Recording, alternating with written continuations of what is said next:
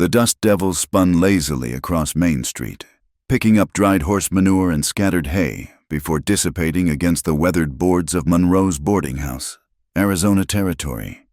1878, where the sun beat down like a blacksmith's hammer and mercy came as scarce as rain. Ethan Crowley squinted through the heat shimmer, his calloused hand resting on the pommel of his saddle as his mare, Buttercup, snorted at the alkali dust.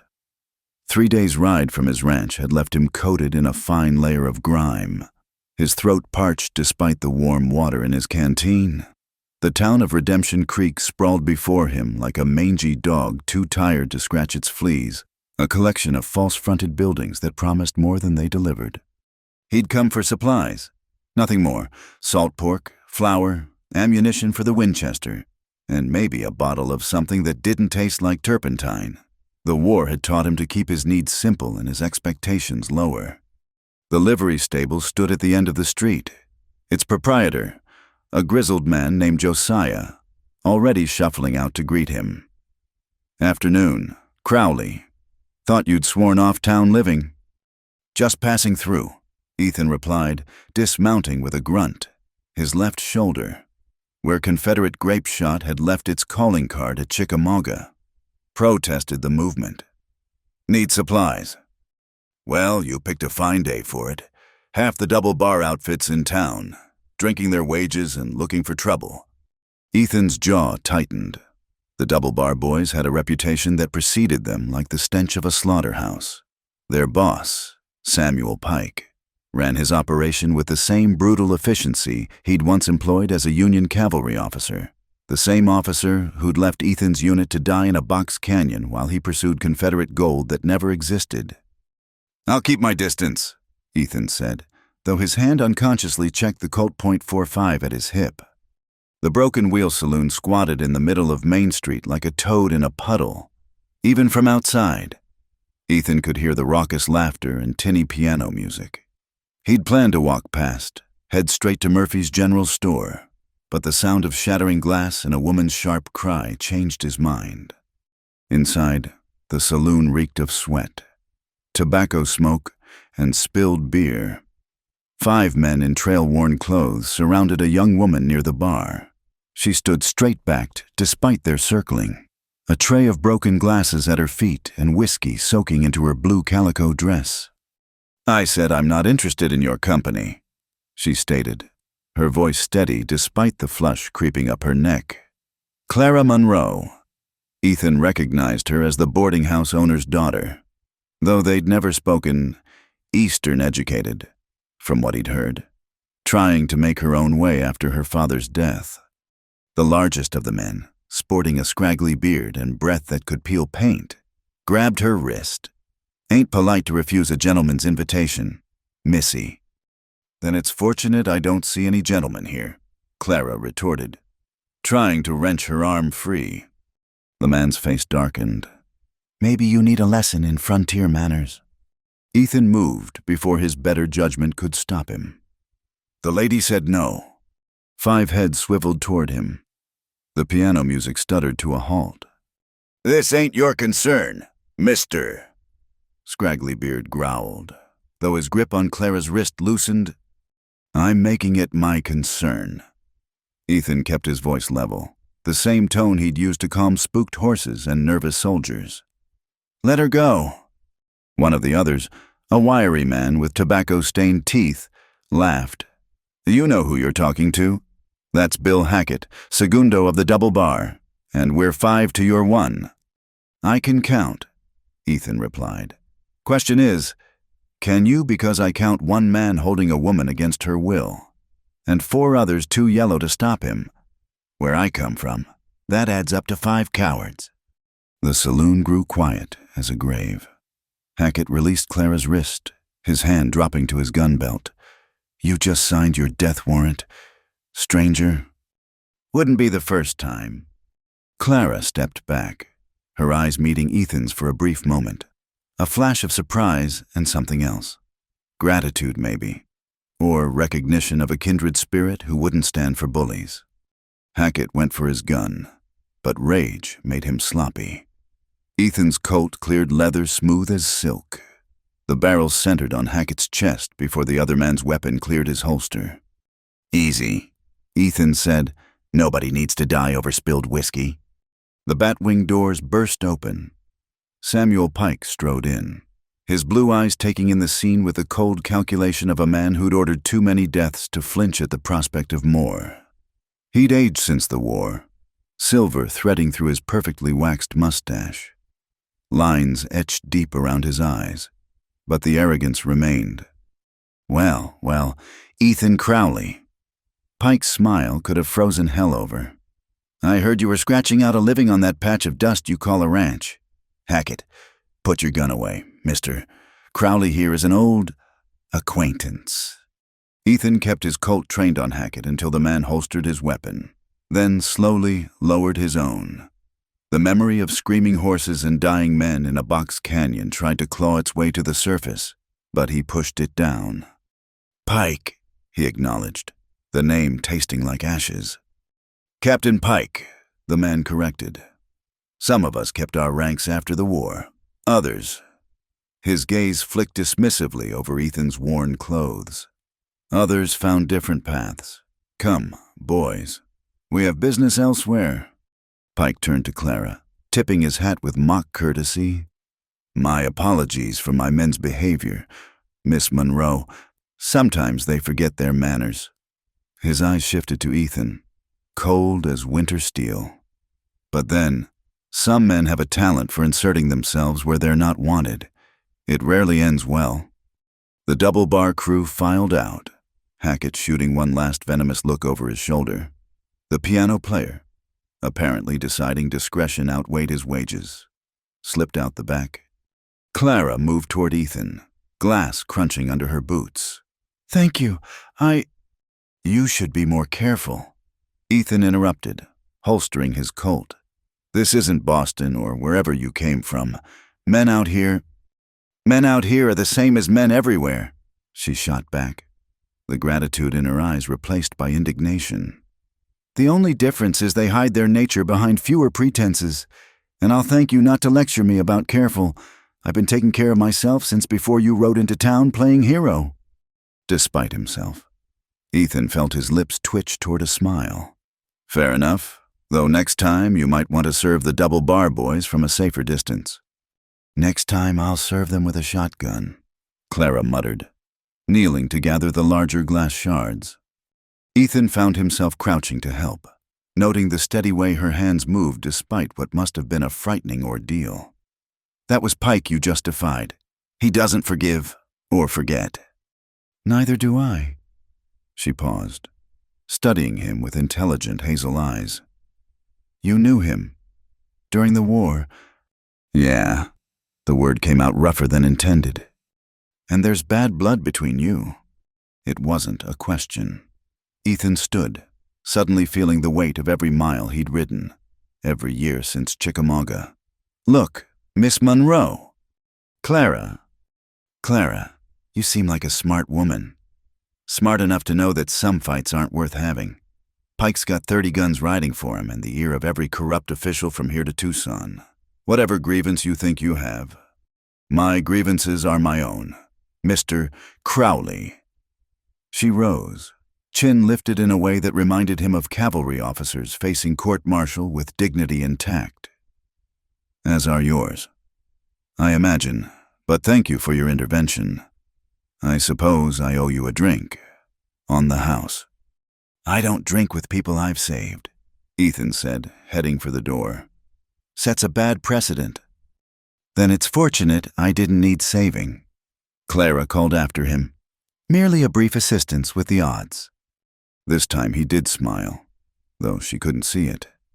Outside, the sun hadn't moved much, but the world felt different somehow, heavier. He'd come to town for supplies and solitude. Instead, he'd made an enemy of Pike, again, and caught the attention of a woman too stubborn for her own good. Josiah waited by the livery, having apparently watched the whole confrontation through the saloon window. "That was either the bravest or stupidest thing I've seen in 20 years. "Probably both," Ethan admitted, checking Buttercup's feed bag. "Pike won't let this slide. Nobody makes him look weak in front of his men. I know. And that Clara Monroe, she's got sand, but Pike's been eyeing her property, prime water access. He's made offers. Ethan's hands stilled on the leather straps. She turned him down. Every time. Girl's got her daddy's stubborn streak and her mama's backbone. Course, her mama's been in the ground these 10 years, and her daddy followed last winter. She's alone now, running that boarding house and trying to prove she don't need nobody. The old man spat tobacco juice with remarkable accuracy. Dangerous combination in these parts. A woman alone with something worth taking. Ethan had seen enough in the war to know where such situations led. He'd also learned the hard way that getting involved in other people's troubles only multiplied his own. But the image of Clara facing down 5 armed men with nothing but sharp words and unbending pride stuck in his mind like a burr. Thunder rumbled in the distance. Though the sky remained crystalline blue, desert storms came fast and left faster, washing the land clean for a few precious hours before the dust reclaimed everything. He should leave, get his supplies, and ride back to his ranch where the only complications were scorpions in his boots and the occasional stray calf. Let Clara Monroe fight her own battles with Pike.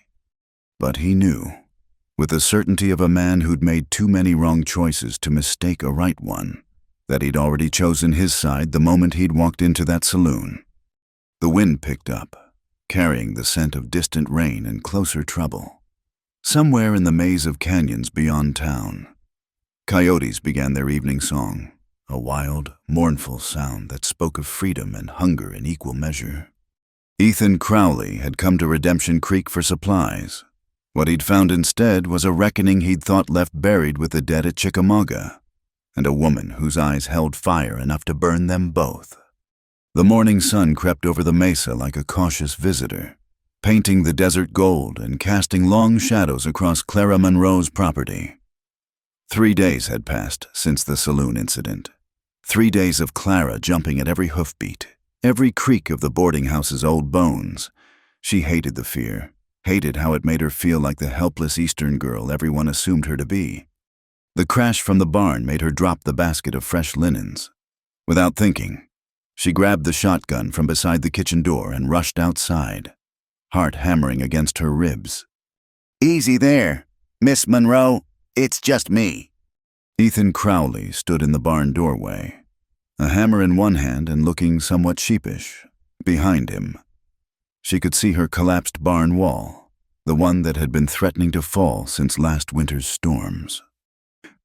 "Mr. Crowley." Clara lowered the shotgun, confusion replacing alarm. "What are you doing here? Noticed your barn was in sorry shape when I rode past yesterday. Figured I'd shore it up before it fell on someone." He gestured at the newly placed support beams. "Hope you don't mind. I knocked, but you must have been inside." Clara stared at him, this man who'd appeared like some knight from her childhood stories, then vanished just as quickly. Now here he stood in her barn at barely past dawn, sawdust in his dark hair and his shirt already damp with honest sweat. You didn't have to do this." "No," he agreed, turning back to his work.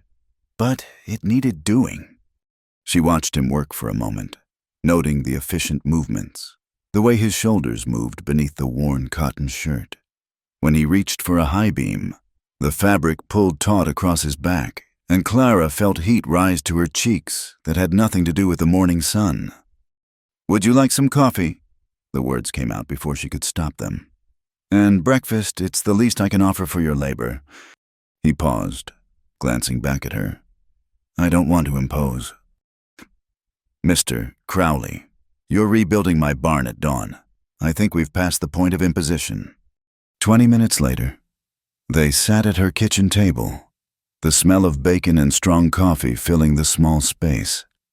Clara had never had a man in her kitchen before, not like this, not alone. It should have felt improper. Instead, it felt strangely right. "You didn't really just happen to ride past yesterday, did you?" she asked, refilling his cup. Ethan's mouth quirked. "Your barn's been failing for months. Seemed odd it would pick this week to become urgent." Pike, his men have been asking around town. About you, about your water rights. He met her eyes directly. About how long a woman alone might hold out. Clara's hand tightened on the coffee pot. I see. And you thought I needed protection? I thought your barn needed fixing. Just my barn. He took a slow sip of coffee instead of answering.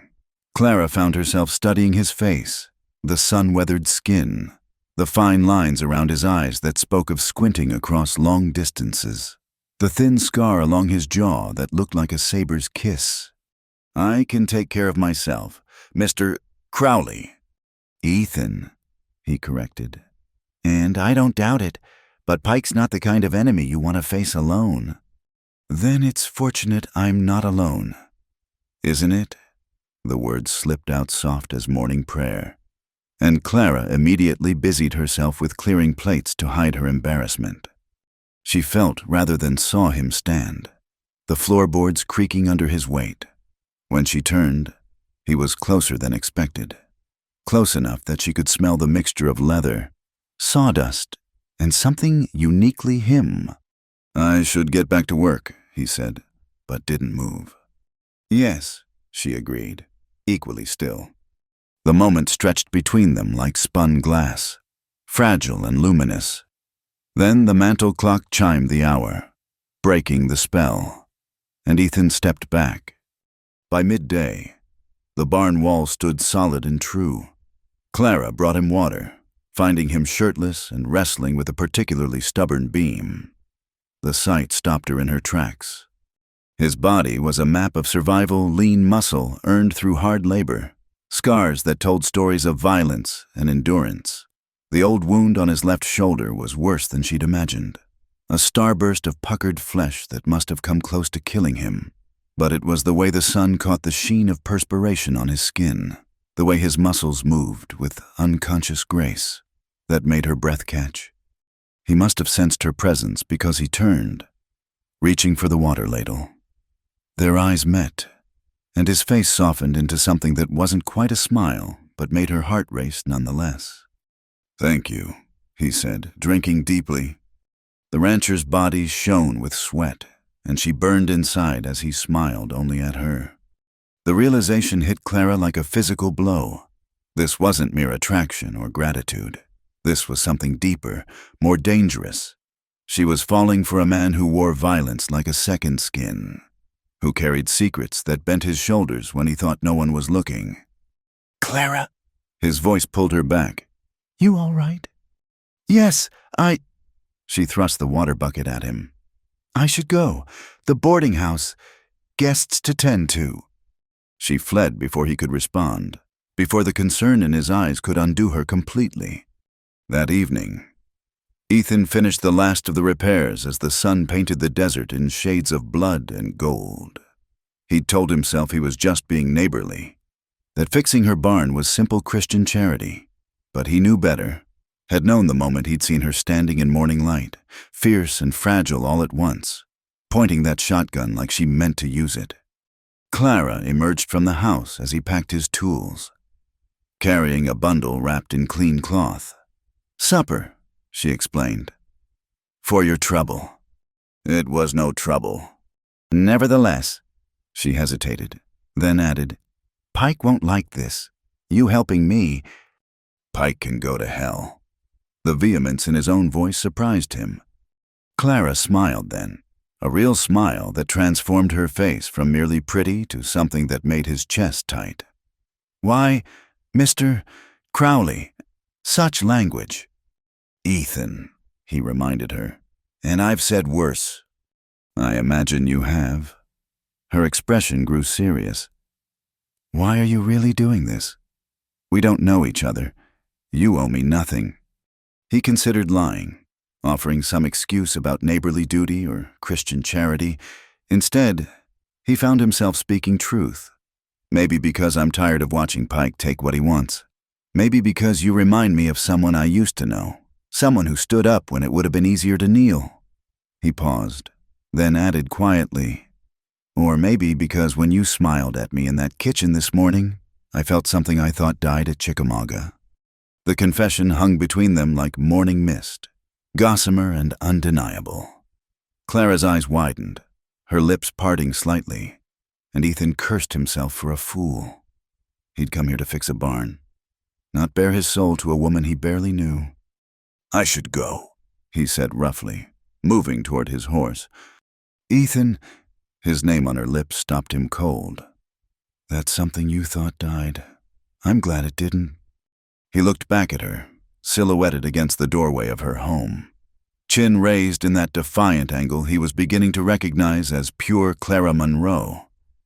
In that moment, he understood with terrible clarity that he was lost. Whatever happened with Pike, whatever violence waited in the shadows, he would stand between it and this woman. "So am I," he admitted. "So am I." The ride back to his ranch passed in a blur of thought and memory. The ghost of Clara's smile haunted him, along with the way she'd looked at him, not with fear or calculation, but with something that might have been wonder. At his cabin, Ethan sat on the porch and watched the stars emerge like scattered diamonds. The night sounds of the desert rose around him, coyotes singing, an owl's hollow call, the whisper of wind through mesquite. Usually, these sounds soothed him, reminded him why he'd chosen isolation over the complications of town life. Tonight, they only emphasized his solitude. He thought about Clara, alone in that boarding house with only a shotgun and her pride for protection. Thought about Pike's cold eyes and patient malice.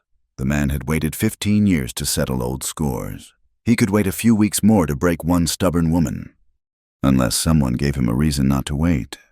Ethan went inside and pulled out paper and ink, composing a letter by lamplight, not to his mother, as he'd originally planned, but to Tom Morrison, his sergeant from the war who now served as a federal marshal in Tucson. If Pike wanted to play games with the law, maybe it was time someone reminded him the law had teeth. But even as he wrote, Ethan knew legal remedies would come too slow, if at all. Men like Pike didn't survive by leaving themselves vulnerable to courtroom justice. No, this would end the way such things always ended in the territories, with blood and gun smoke and someone left standing among the dead. The question was whether Clara Monroe would be among the living when the dust settled, and whether Ethan could live with himself if she wasn't. He sealed the letter, then cleaned and oiled his guns with methodical precision. Tomorrow he'd ride to town, post the letter, and make sure Clara was safe. He'd keep his distance, maintain the boundaries that protected them both from complications neither could afford. But tonight, in the honest darkness, he allowed himself to remember the way morning light had caught in her hair, the fierce grace of her movements, the sound of his name shaped by her voice. He remembered the moment in her barn when sweat and sunlight and her burning gaze had conspired to crack open something he'd sealed away with battlefield mud and dead men's names. For the first time in 15 years, Ethan Crowley wanted something beyond mere survival. He wanted to see Clara Monroe smile again, wanted to earn the right to stand in her kitchen drinking coffee while she moved about with unconscious grace. Wanted possibilities he'd thought burned away with his innocence. It was foolish, dangerous, probably doomed. But as sleep finally claimed him, Ethan found himself smiling. After all, he'd survived worse odds than the heart of one stubborn woman and the guns of Samuel Pike. The desert winds sang through the gaps in his cabin walls, carrying dreams of morning light and the scent of strong coffee and a future that beckoned like water in a dry land.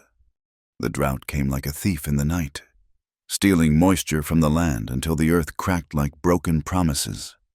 2 weeks had passed since Ethan fixed Clara's barn. 2 weeks of careful distance and stolen glances when their paths crossed in town. But the drought changed everything. Clara stood at her well, pulling up another bucket of murky water that smelled of alkali and desperation. Her 3 remaining boarders had left that morning, heading for towns with better prospects and cleaner water. She couldn't blame them.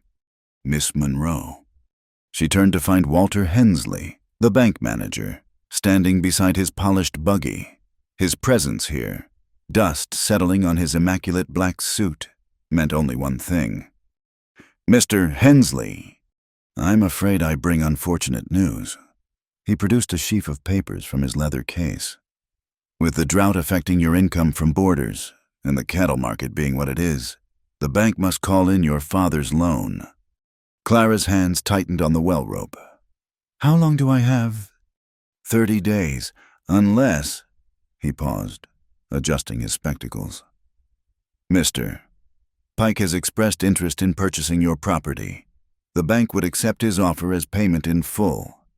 Of course he has. The words tasted bitter as the water in her well. And if I refuse, then I'm afraid foreclosure proceedings will begin. Hensley at least had the decency to look uncomfortable. I'm sorry. Clara, your father was a good man, but business is business. After he left, Clara sank onto the porch steps, her mother's china teacup trembling in her hands. She'd fought so hard to prove she could stand alone, and now the very land beneath her feet was turning to dust. Troubles. She looked up to find Ethan leading his horse, both man and animal covered in trail dust. His eyes took in her posture, the papers scattered beside her, and his jaw tightened. Nothing I can't handle, she said automatically. Clara, just her name, spoken soft as evening prayer, and her composure cracked. The bank's calling in father's loan, the drought, no boarders. She gestured helplessly at the empty boarding house. Pike's offering to buy, of course, probably planned it this way. Ethan tied his horse to the rail and sat beside her, careful to leave proper space between them. The gesture, his awareness of her reputation even in her distress, made her eyes burn with unshed tears. My cattle need water too, he said after a moment. Been thinking of driving them north to Willow Creek. There's still good grazing there. Spring-fed water. It's a 5-day drive, maybe 6. He paused, studying the horizon. Could use an extra hand, someone who can cook, tend injuries, keep the books straight, pays enough to satisfy a bank, I reckon. Clara turned to stare at him. You're offering me a job on a cattle drive. Offering a business arrangement? You need money. I need help. He still wouldn't look at her directly. Unless you'd prefer Pike's offer. A woman on a cattle drive. People will talk. People always talk. Question is whether you care more about their opinions or keeping your land. She thought of her mother, who'd scandalized Philadelphia society by marrying a frontier preacher. Thought of her father, who'd stood before hostile crowds preaching justice until the day they'd killed him for it. When do we leave? Now he did look at her, and the approval in his eyes warmed her more than it should. Day after tomorrow, if you can manage it. Need time to gather supplies. Hire a few more hands. I'll be ready. That evening, the Broken Wheel Saloon buzzed with gossip. Clara Monroe, that uppity Eastern woman, planning to ride out with Ethan Crowley and his herd. Scandalous, improper, exactly what you'd expect from a woman who didn't know her place. Ethan ignored the whispers, focusing instead on the 2 men across from him, the Vasquez brothers. Luis and Miguel had worked cattle from California to Texas. More importantly, they owed him a debt from when he'd stood witness at their trial, keeping them from hanging for a crime they didn't commit. This thing with the woman, Luis said in Spanish, assuming the Anglos around them wouldn't understand. It will bring trouble. Trouble's already here. Ethan replied in kind, earning surprised looks from both brothers. I need men I can trust, yes or no. Miguel grinned, gold tooth flashing. For you, Jefe, we ride into hell itself. Just to Willow Creek will do. The next morning, Clara supervised the loading of her wagon with grim determination. She'd sold everything valuable except her mother's books and grandmother's china, raising enough to outfit herself for the drive. Split skirts for riding, sturdy boots, a wide-brimmed hat that would scandalize the church ladies. Well, well, the preacher's daughter playing cowboy. She didn't turn at Pike's voice, continuing to secure the medical supplies she'd purchased. Mr. Pike, Samuel, please. We're practically neighbors. He moved into her peripheral vision, immaculate despite the dust. This is foolishness. Clara, a woman your age, unmarried, riding out with rough men, your reputation will be ruined. My reputation won't pay the bank. I would. His voice dropped, intimate as a lover's whisper. Accept my offer. I'll clear your debts. Set you up comfortably in town. You could have a respectable life. Maybe even find a suitable husband eventually. Now she did face him, meeting those cold blue eyes squarely. And what would you want in return? His smile reminded her of a snake she'd once found in her garden, beautiful and deadly. Only the land, water rights, perhaps, friendship. I can be a valuable friend. Clara. Or a dangerous enemy. I prefer to focus on the positive. He touched his hat brim. Think about it. 5 days in the wilderness with Crowley and his ilk, destroying everything you've worked for, or a simple signature that solves all your problems. After he left, Clara found her hands shaking, not with fear, but with rage.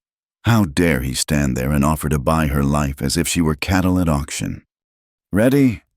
She spun to find Ethan watching her, concern written in the lines around his eyes. He'd seen Pike leave, she realized, had probably been watching the whole exchange. I won't sell to him, she said fiercely. I'd rather lose everything. You won't lose everything. The certainty in his voice steadied her. But this won't be easy. Clara, cattle drives are hard on men who've done it all their lives. The dust, the heat, the endless hours in the saddle. Are you trying to discourage me? I'm trying to be honest. If you come, I'll treat you like any other hand. No special accommodations. No protection from the work.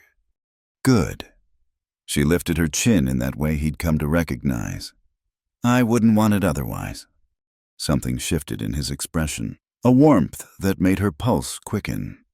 No, I don't suppose you would. The morning of departure came crisp and clear. False promise of an easy journey. Clara arrived at the gathering point outside town to find organized chaos. 500 head of rangy longhorns milling about, raising dust that turned the sunrise amber. Besides the Vasquez brothers, Ethan had hired Tom Brennan, a grizzled veteran of 20 drives, and, surprisingly, Moses Freeman, a soft-spoken black man who'd earned his freedom fighting for the Union and his reputation as the best night rider in the territory. Ma'am, Moses touched his hat as she approached.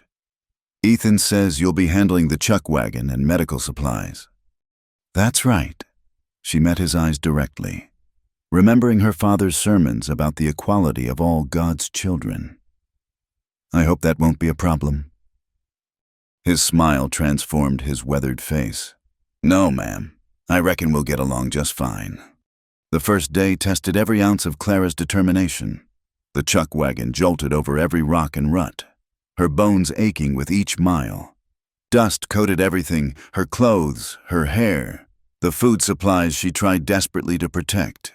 By the time they made camp, her hands were blistered from the reins and her back screamed with each movement. But she said nothing, setting up the cooking area with mechanical precision while the men tended the herd. When Ethan appeared at the wagon, she was elbow-deep in biscuit dough, fighting exhaustion with stubborn pride. How are you managing? Fine. She didn't look up, afraid he'd see the truth in her eyes. Clara, you said no special treatment. Now she did meet his gaze. I meant what I said. I'll pull my weight. He studied her for a long moment, then nodded. Supper in an hour. 30 minutes. As he walked away, she caught Luis nudging Miguel, both brothers grinning. Let them laugh. She'd prove herself or die trying. The second day was worse. Her blisters broke, bleeding through the bandages. The sun beat down mercilessly, and the cattle grew restless, requiring constant vigilance from the riders. But that evening, when she served up beans and biscuits that weren't half bad, Tom Brennan himself complimented her cooking. Had worse from men who'd been doing this for years, he admitted. You'll do. Miss Monroe, you'll do. That night, as Clara tended the coffee pot while the men took shifts with the herd, she found herself oddly content. The stars spread above like scattered silver, and somewhere in the darkness, she could hear Ethan's voice, low and steady, singing to calm the cattle, an old hymn, one her father had loved. She thought about Pike's offer, the comfortable life she could have had. Then she looked at her blistered hands, felt the ache in her muscles, tasted the grit of dust between her teeth, and smiled. She'd made her choice, and despite everything, or perhaps because of it, she knew it was the right one. The third day brought trouble in the form of a dust storm that rose from nowhere, turning the world brown and blinding. Clara tied herself to the wagon, pulling bandanas over her face as she fought to keep the supplies secure. Through the howling wind, she heard the men shouting, trying to keep the herd from scattering. When it finally passed, they were short 20 head and Miguel had a gash on his forehead from a spooked steer. Clara cleaned and stitched the wound with steady hands, ignoring his attempts to flirt through the pain. You have gentle hands, señorita. And you have a thick head, or that horn would have killed you. Hold still. Ethan appeared as she finished, dust making him look like a ghost. We'll camp here tonight. The herd's too scattered to push on. She saw the exhaustion in his eyes, the weight of responsibility he carried. Without thinking, she reached up to brush dust from his cheek. He went still at her touch, something raw and hungry flashing across his face before he stepped back. Thank you, he said roughly, for taking care of Miguel. It's what I'm here for. But they both knew it was becoming more than that. Each shared glance, each accidental touch, each moment of understanding that passed between them, they were building something as dangerous as it was undeniable. That night, as Clara lay in her bedroll listening to the cattle and the quiet conversations of the men on watch, she allowed herself to admit the truth. She wasn't here just to save her land or prove her independence. She was here because when Ethan Crowley looked at her, she felt more alive than she had since her father died. Because in his presence, she discovered parts of herself she hadn't known existed, strength she hadn't tested, desires she hadn't named. Tomorrow would bring more dust, more aches, more challenges. But tonight, under the vast Arizona sky, Clara Monroe was exactly where she wanted to be, even if it damned them both. The campfire crackled low, casting dancing shadows across the makeshift camp at Willow Creek. They'd made it. 500 head of cattle drinking their fill at the spring-fed stream, the men relaxing for the first time in days. Clara sat apart from the others, ostensibly mending a torn shirt, but really watching Ethan as he checked the horses. Mind if I sit? Moses Freeman approached, his movements careful and respectful. Please do. He settled beside her with a quiet groan. That was some fine doctoring you did on Miguel.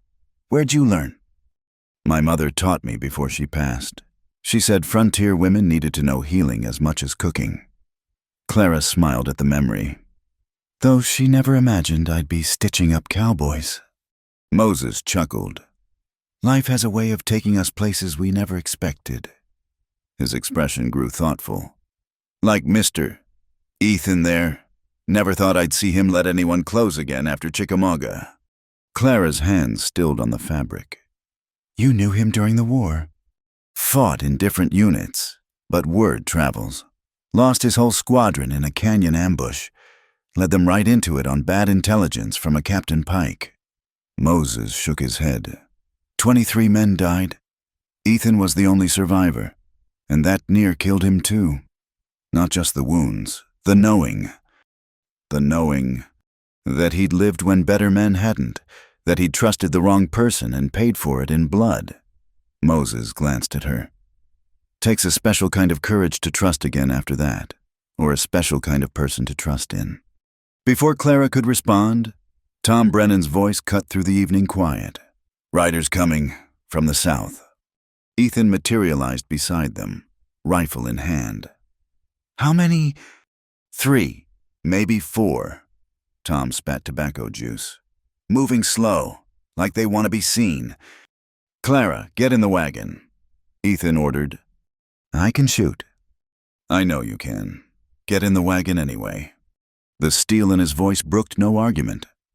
Clara retreated but kept her rifle close, watching through a gap in the canvas as 3 riders approached the camp. Pike led them, flanked by Hackett and another man she didn't recognize. They stopped just outside the ring of firelight, hands visible but near their weapons. Evening. Crowley. Pike called. Nice spot you found. Good water, sheltered. Must be a relief after that long, dusty drive. State your business and move on. Pike. Now, is that any way to greet an old comrade? Pike dismounted with studied casualness. I'm here on business. Legitimate business.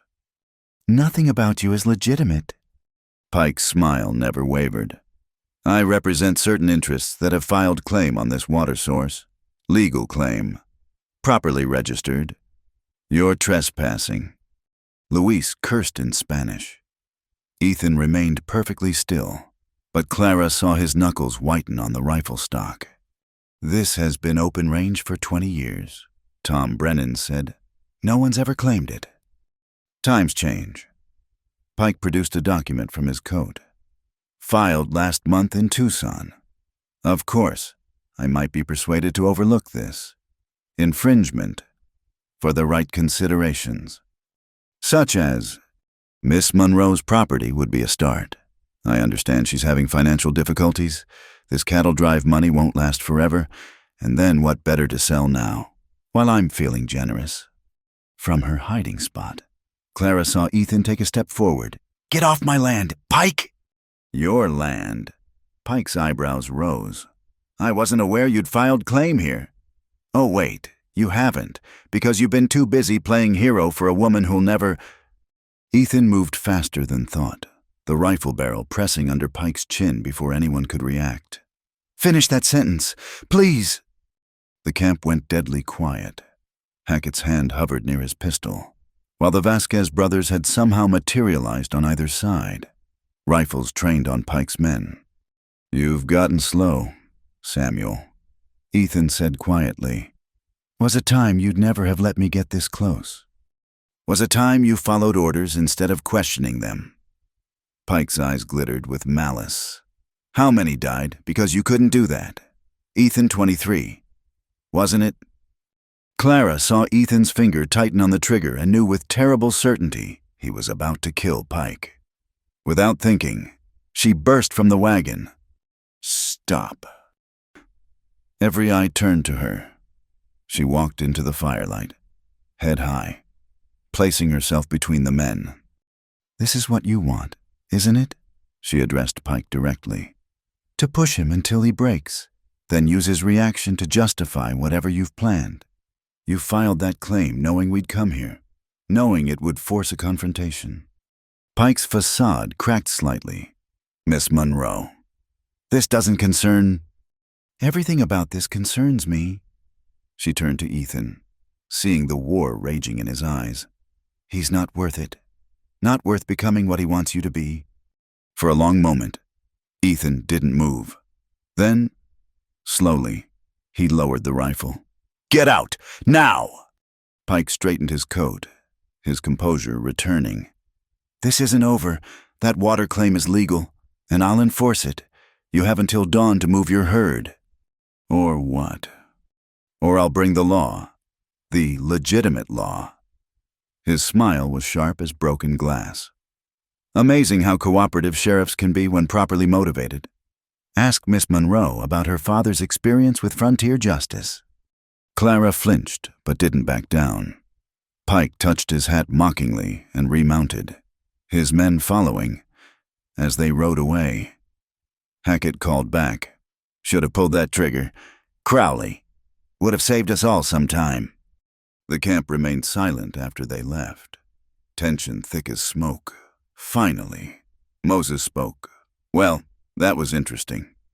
Interesting, Tom Brennan snorted. That was a declaration of war. is what that was. Ethan hadn't moved, still staring into the darkness where Pike had vanished. Clara touched his arm gently. "Ethan?" He turned to her then, and the pain in his eyes made her breath catch. "You shouldn't have interfered." "You're right. I should have let you murder him in cold blood. That would have solved everything." "You don't understand." "Then help me understand." She gripped his arm tighter. "Talk to me." He pulled away, stalking toward the remuda. Clara followed, ignoring the curious looks from the men. "Ethan Crowley, don't you dare walk away from me." He spun around so fast she nearly collided with him. "What do you want from me, Clara? You want to hear how I led 23 men to their deaths, how I trusted a man who sold us out for Confederate gold that didn't even exist, how I spent 6 months in a field hospital wishing I'd died with them." "Yes," she said simply. "I want to hear all of it." That stopped him cold. In the moonlight, she could see the battle playing out across his face, the need to speak warring with years of silence. "They were good men," he said finally, voice rough as sandpaper. "Farm boys mostly, some city kids looking for adventure. I was their sergeant, responsible for keeping them alive. Pike was intelligence, said he'd found a supply train, lightly guarded. Easy pickings, he said, help shorten the war." He sank onto a boulder, suddenly looking older than his years. "Canyon was perfect for an ambush. They had artillery on the heights, sharpshooters in the rocks. We rode in like lambs to slaughter. I tried to sound retreat, but—" he touched his shoulder absently. "Grape shot took me down in the first volley. When I woke up 3 days later, I was the only one breathing." Clara sat beside him, close enough to touch but holding back. "It wasn't your fault." "Wasn't it? I should have scouted myself, should have questioned the intelligence, should have known Pike was too ambitious to trust. But I wanted to believe, wanted that easy victory." He laughed bitterly. "Found out later he'd been paid in gold to feed false information, set us up to clear the way for a bigger Confederate movement. 23 men died for his 30 pieces of silver. And you've been punishing yourself ever since." He looked at her sharply. "What would you know about it?" "I know about guilt," Clara said quietly. "About carrying the weight of others' deaths. My father was killed for standing up to a lynch mob, trying to protect an innocent man. I was the one who urged him to take a stand, to use his pulpit for justice. If I'd kept quiet, stayed in my place like a proper daughter, he might still be alive." The confession hung between them, raw and honest. Ethan studied her face in the moonlight. "That why you're so determined to stand alone, prove you're worth the sacrifice?" "Perhaps, or perhaps I'm just too stubborn to quit." She managed a small smile. "My mother used to say I'd argue with a fence post if it looked at me wrong." "Sounds about right." His voice held a note of warmth that made her pulse quicken.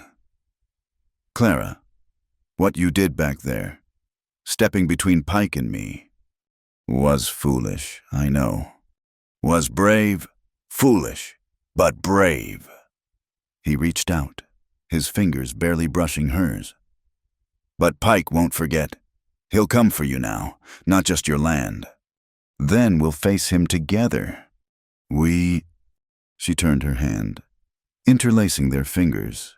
"Did you think I'd leave after all this, go back to serving tea to boarders and pretending to be respectable?"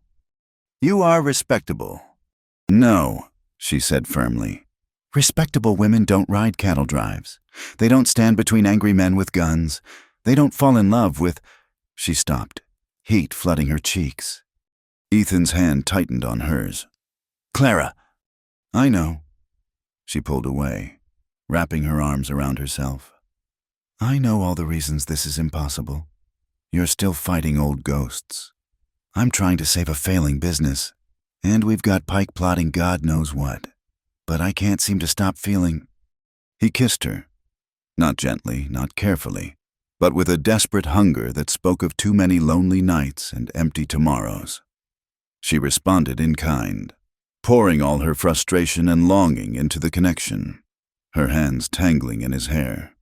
When they finally broke apart, both breathing hard. Ethan rested his forehead against hers.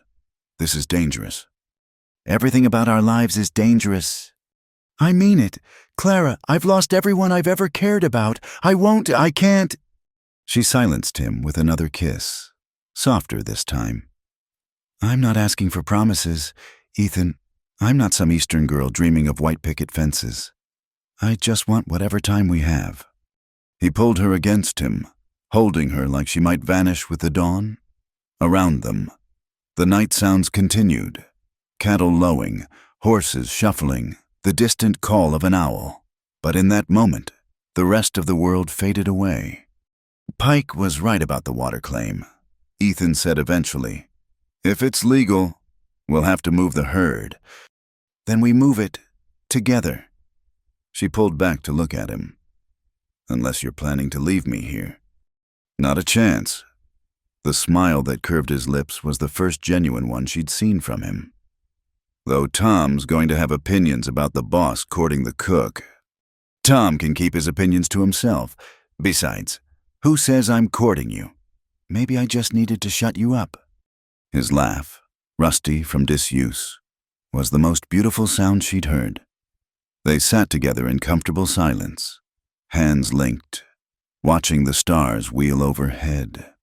Tomorrow would bring new challenges. Pike wouldn't give up, and the trail ahead remained long and uncertain.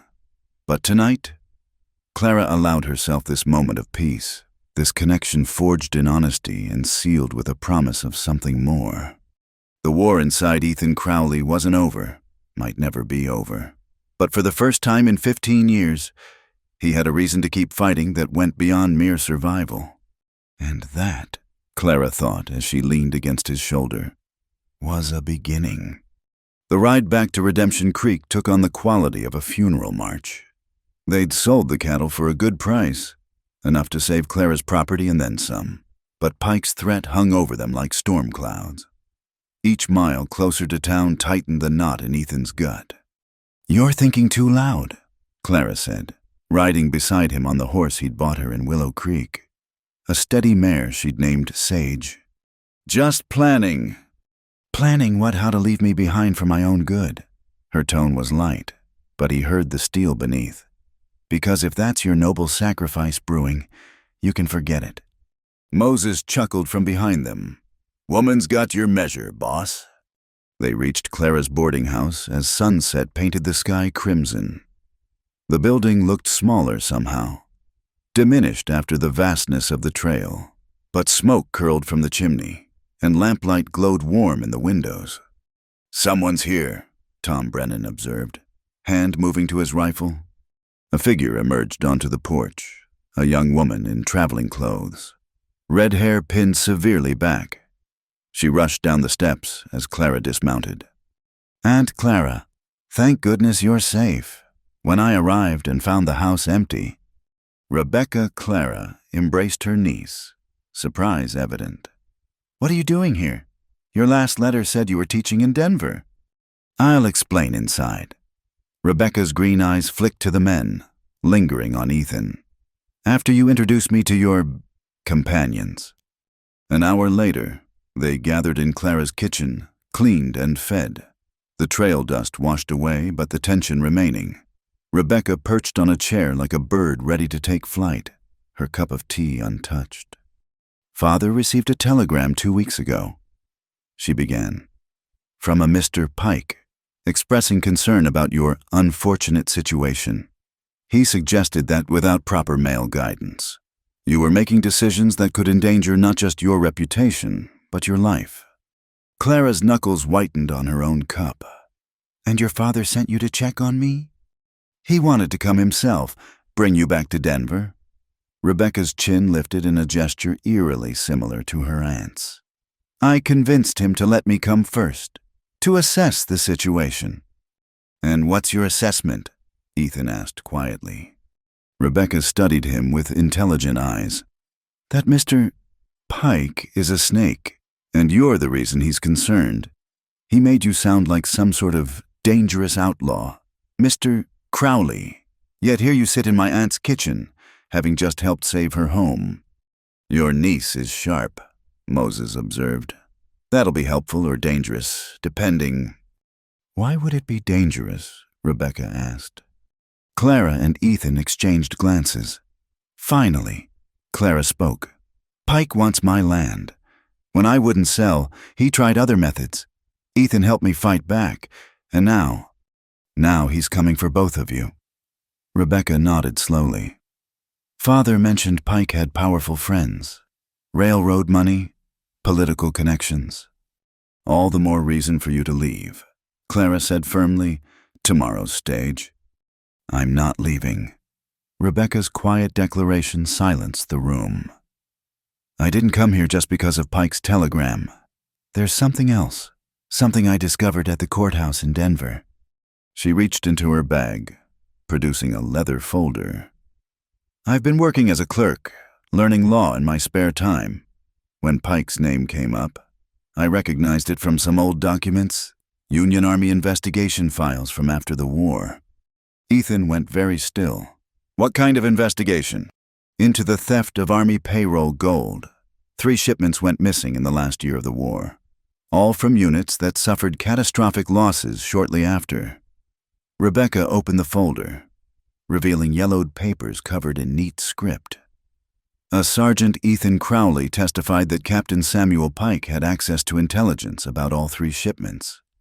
I remember, Ethan said roughly. Nothing came of it. Pike had witnesses placing him elsewhere, documents proving his innocence. Forged documents. Rebecca pulled out another paper. This is an affidavit from a man named Marcus Webb, dated 6 months ago. He was dying, wanted to clear his conscience. He admitted to forging papers for Pike in exchange for a share of the gold. The kitchen fell silent except for the ticking of the mantel clock. Tom Brennan let out a low whistle. That's enough to hang him. If we can prove it's real, Luis pointed out. Pike has judges in his pocket from here to California, which is why I brought copies to 3 different federal marshals on my way here. Rebecca said, including one Tom Morrison in Tucson, who seemed very interested when I mentioned Ethan Crowley's name. Ethan stood abruptly, moving to the window. You shouldn't have involved yourself in this. She's a Monroe, Clara said with quiet pride. We've never been good at minding our own business when injustice is involved. Pike will know by now. Miguel said, about the marshals, the investigation. He'll be desperate. Desperate men make mistakes, Moses observed, also makes them dangerous. As if summoned by the words, hoofbeats thundered down the street. Ethan counted at least a dozen riders. Moving fast, they scattered to windows, weapons ready. Pike rode at the head of the group, but these weren't his usual ranch hands. These men had the hard look of professional guns, men who killed for wages rather than causes. Clara Monroe, Pike's voice carried clearly. I have a warrant for your arrest. You and Crowley both. Cattle rustling, claim jumping, assault. Come out peacefully, and no one needs to get hurt.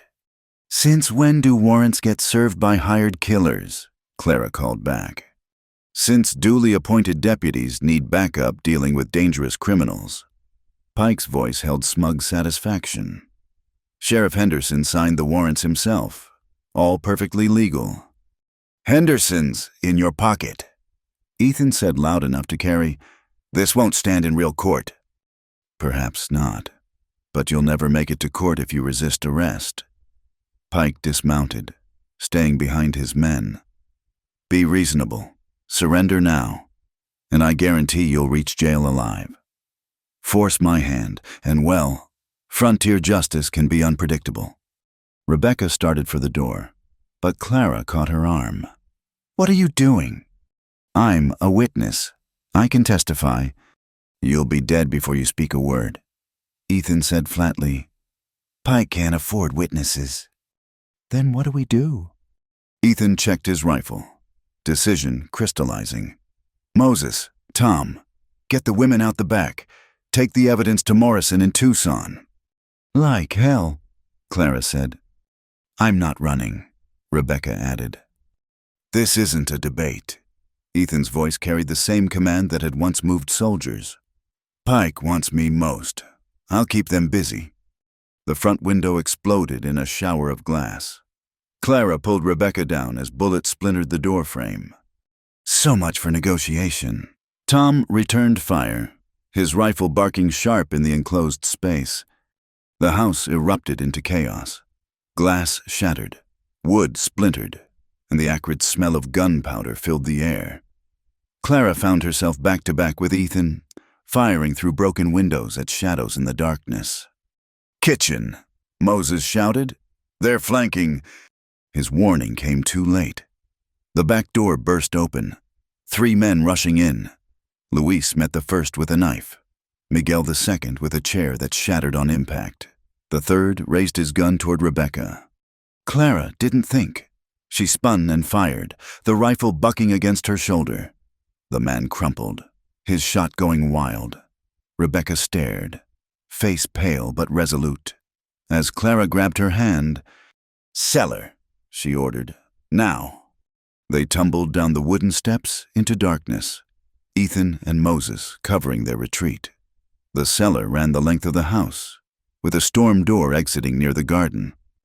"This won't hold them long," Tom said, reloading in the dim light filtering through floorboards. "Don't need long." Ethan's face was grim. "Just enough." "Enough for what?" Clara demanded. Before he could answer, smoke began seeping through the floor. Orange light flickered through cracks in the boards. "Fire," Miguel cursed. "They're burning us out. Storm doors." Ethan ordered, "Move." They burst from the cellar into chaos. The boarding house blazed like a torch, flames already licking at the second floor. Pike's men had pulled back, forming a loose circle, waiting for them to emerge. "This is your last chance," Pike called. "Surrender or burn." Ethan stepped forward, rifle raised. "Call off your dogs, Samuel. This is between us. Always has been." "You're right." Pike's smile gleamed in the firelight. "Boys, stand down, mister. Crowley wants to settle this like gentlemen." "Ethan, no!" Clara breathed, but he was already walking forward, laying his rifle aside. Pike did the same, removing his coat with theatrical precision. "Just like the old days, eh? Sergeant, you always were too noble for your own good." They circled each other in the space between the burning house and Pike's men.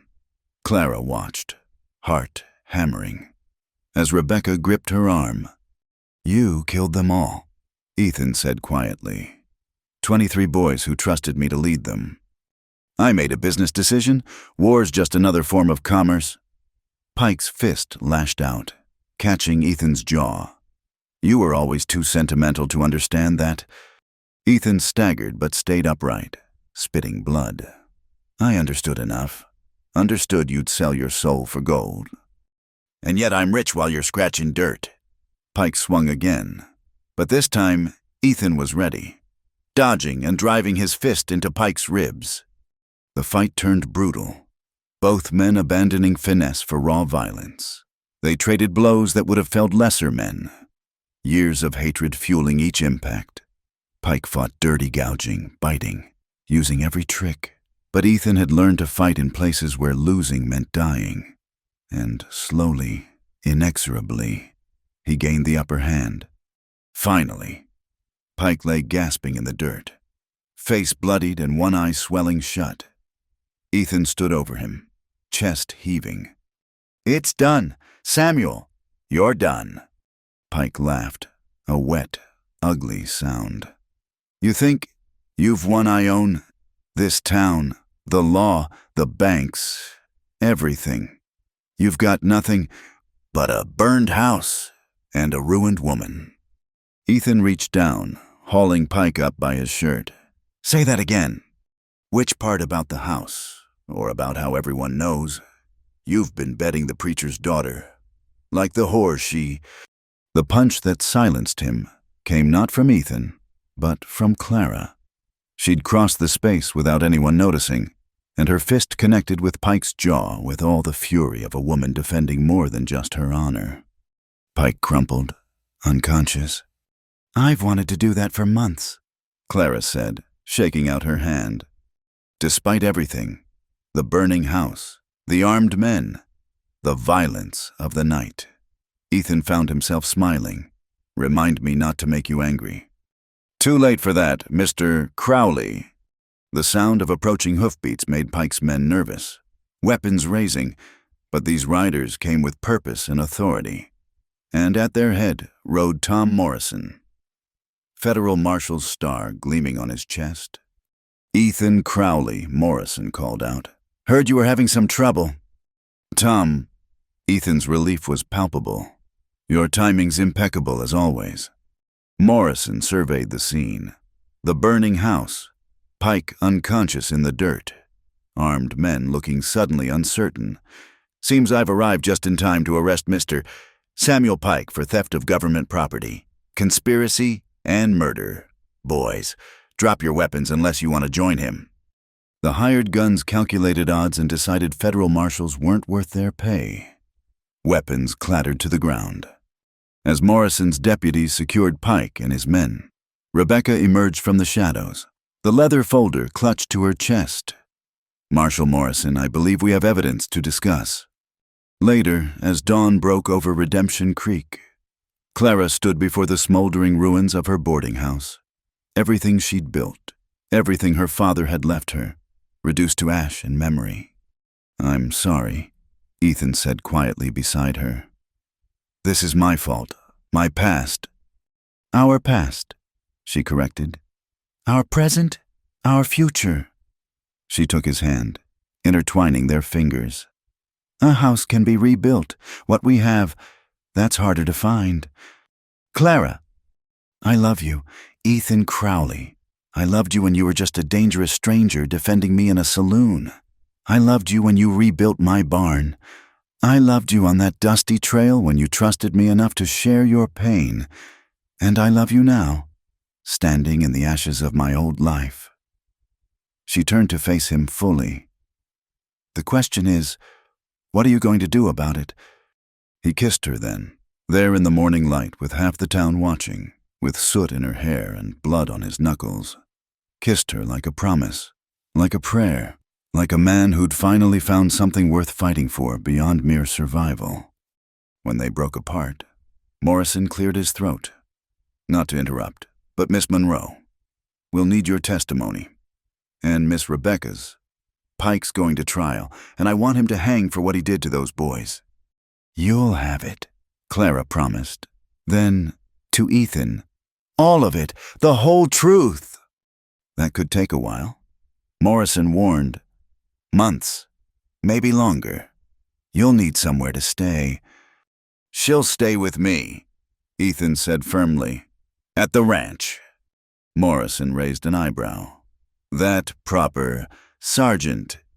It will be. Ethan looked at Clara. If she'll have me as my wife. Clara's breath caught. Around them. The morning bustle of the town seemed to pause, waiting. Is that a proposal, Mr. Crowley? It's a promise, a future, a life together, if you're brave enough to take it. She smiled then, brilliant as the rising sun. I've always been brave enough. The question is, are you with you always? As the sun climbed higher, burning away the last shadows of night, Clara Monroe and Ethan Crowley stood together in the ruins of their old lives, ready to build something new, something stronger, something worth all the pain that had brought them here. The war was over. Samuel Pike would face justice, and in the ashes of violence and vengeance, love had found a way to bloom. It wasn't the ending either of them had expected when this story began. But then, the best stories rarely end the way we think they will. Sometimes, if we're lucky, they end even better. The doctor emerged from Ethan's room at the ranch house, wiping blood from his hands with a cloth that had seen better days. Clara rose from her chair, Rebecca beside her, both women exhausted from the night's vigil.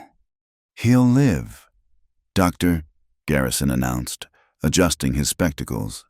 The shoulder wound reopened during the fight, the old Chickamauga injury, lost considerable blood, but he's strong, with proper care and rest. He'll have both, Clara said firmly. The doctor studied her with knowing eyes. I heard about the engagement. In front of half the town, no less. Your father would have had opinions about such a public display. My father would have liked Ethan. Clara replied. They both believed in standing up for what's right, regardless of the cost. Perhaps so. Garrison gathered his instruments. Keep the wound clean. Change the bandages twice daily. And Miss Monroe, don't let him play hero for at least a week. The man has more scars than sense. After the doctor left, Clara entered the bedroom quietly. Ethan lay propped against pillows, his skin pale against the white sheets, but his eyes alert. The morning sun through the window caught the silver threads in his dark hair, making him look older than his years. You look like hell, she said, settling into the chair beside his bed. Feel worse. His voice came out raspy. Pike! In jail, awaiting transport to Tucson for trial. Morrison has enough evidence to hang him twice over. She took his hand, careful of the bandaged knuckles. You scared me. Sorry, old habits. Which, the fighting or the almost dying? Both. He squeezed her fingers weakly. Clara, about what I said, the proposal. If you're about to take it back, Ethan Crowley, I'll shoot you myself. His laugh turned into a cough. Wouldn't dream of it. Just wanted to do it proper. With a ring. Maybe when I wasn't bleeding. I don't need proper. I need you.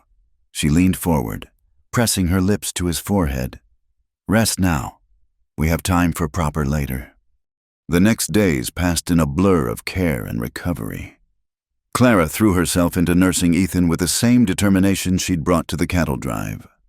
Rebecca helped, proving surprisingly adept at managing the ranch hands who'd returned to find their boss injured and engaged. Never thought I'd see the day, Tom Brennan mused. Accepting coffee from Clara in the kitchen, Ethan Crowley domesticated. Domesticated? Clara raised an eyebrow. Like he's some wild animal I've tamed. Aren't all men, in a way, Rebecca interjected, earning a grin from Tom. Your niece has a point, Moses said from his spot by the stove. Though I'd say you two tamed each other. Never seen him let anyone close since the war. Never seen you back down from anything since I met you. We're good for each other, Clara admitted, then changed the subject. What's the word from town? Mixed reactions. Tom reported. Some folks think it's romantic, the dangerous rancher and the preacher's daughter. Others, he shrugged. Well, there's always those who got nothing better to do than gossip. Let them talk. Clara's chin lifted. I've faced worse than wagging tongues. On the fourth day, Ethan insisted on getting up, despite Clara's protests. He made it as far as the porch before exhaustion forced him into a chair. But his color was better, his eyes clearer. Tell me about the trial, he said as Clara brought him coffee. Morrison says it'll be in 3 weeks. Federal court. Given the Army connection, Rebecca's been working with the prosecutors, organizing evidence. She settled beside him. They'll want your testimony about Chickamauga. His jaw tightened. I know. You don't have to. Yes, I do. He stared out at the landscape, the mesas painted gold in afternoon light. Those boys deserve justice. Their families deserve the truth. I've carried it alone too long. You won't be alone this time. He turned to her then, something soft and wondering in his expression. No, I won't. That evening, Marshal Morrison arrived with news that changed everything. Pike's dead. The words fell into the quiet kitchen like stones into still water. Clara gripped the table edge while Ethan went very still. How? Ethan's voice was carefully controlled. Killed in his cell last night. Professional job. Single cut. Bled out before anyone noticed. Morrison's weathered face was grim. Guard was conveniently absent. By the time they found him, killer was long gone. Who? Clara asked, though she suspected the answer. Best guess someone who didn't want him testifying. Pike knew where bodies were buried, metaphorically speaking, railroad money, territorial officials, other army officers who profited from the war. Morrison shrugged. Dead men tell no tales. So it's over, Rebecca asked. No trial, no justice. Not the justice we wanted, Morrison admitted. But Pike's dead. His crew's scattered, and the stolen gold's been recovered, most of it. Anyway, sometimes that's all the justice we get out here. After Morrison left, they sat in heavy silence. Clara could feel Ethan's tension, the coiled readiness that said he expected more violence. It's not finished, he said finally. Pike's dead, Clara pointed out. But whoever killed him isn't. Whoever wanted him silenced.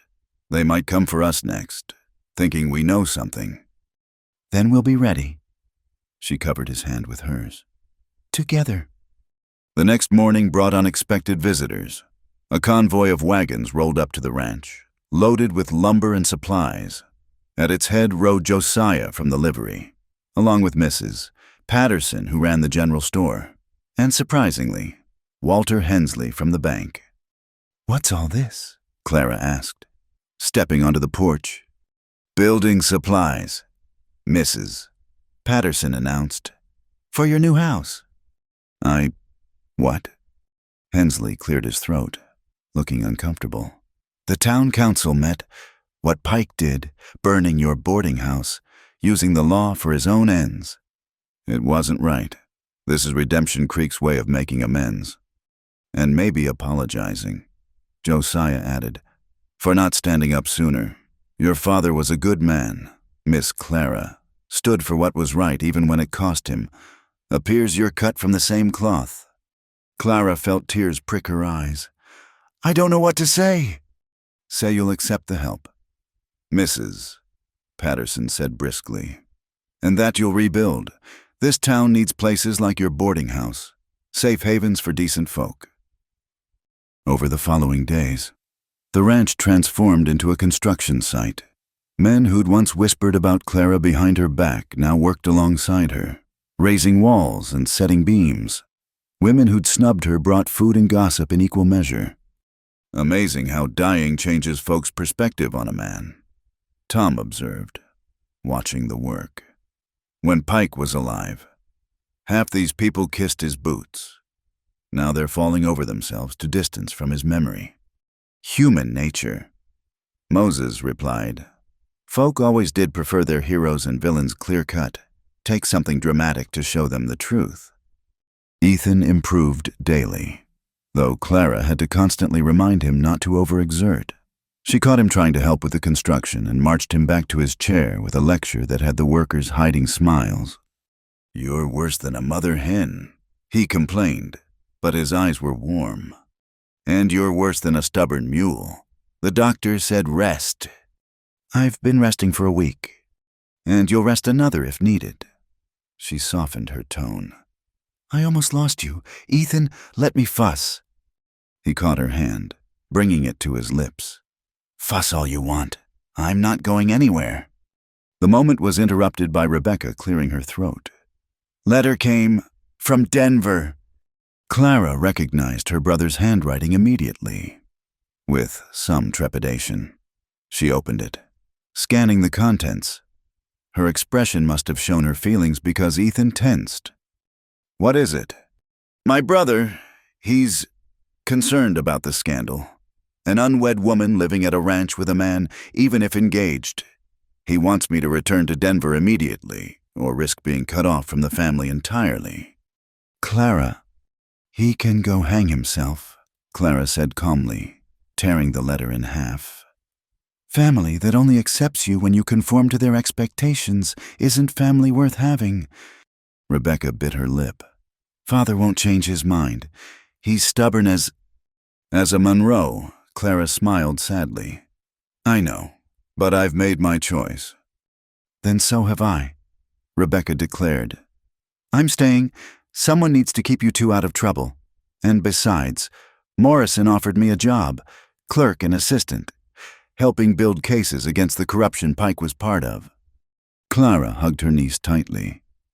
Your father will blame me, Let him. I'm 23, educated, and tired of being treated like a child because I wear skirts. Rebecca's grin turned mischievous. Besides, I rather like it here. All the excitement. Excitement, Ethan muttered. That's one word for getting shot at and burned out. Better than dying of boredom in Denver society, Rebecca countered. 2 weeks later, Clara stood in her wedding dress, her mother's, carefully preserved and altered by Mrs. Patterson's skilled hands.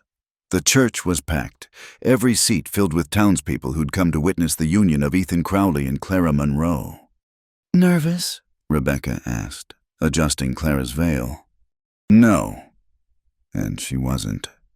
For all the unconventional paths that had led here, this felt right. Just ready? The door opened, and Moses peered in. Time, Miss Clara. Ethan's waiting. She took his offered arm. Moses would give her away. A choice that had raised some eyebrows, but felt perfect to Clara. Her father would have approved. The walk down the aisle passed in a blur of faces and whispers. But when she saw Ethan standing at the altar, dressed in his best suit with Tom and Louise flanking him, everything else faded. He looked at her like she was his salvation and sunrise combined. When Moses placed her hand in his, Ethan squeezed gently, a private communication that said more than words could. Reverend Hartley, young and nervous in his new position, began the ceremony. The traditional words washed over them: honor, cherish, obey. Clara had negotiated that last one to respect, but what mattered were the promises spoken in their eyes.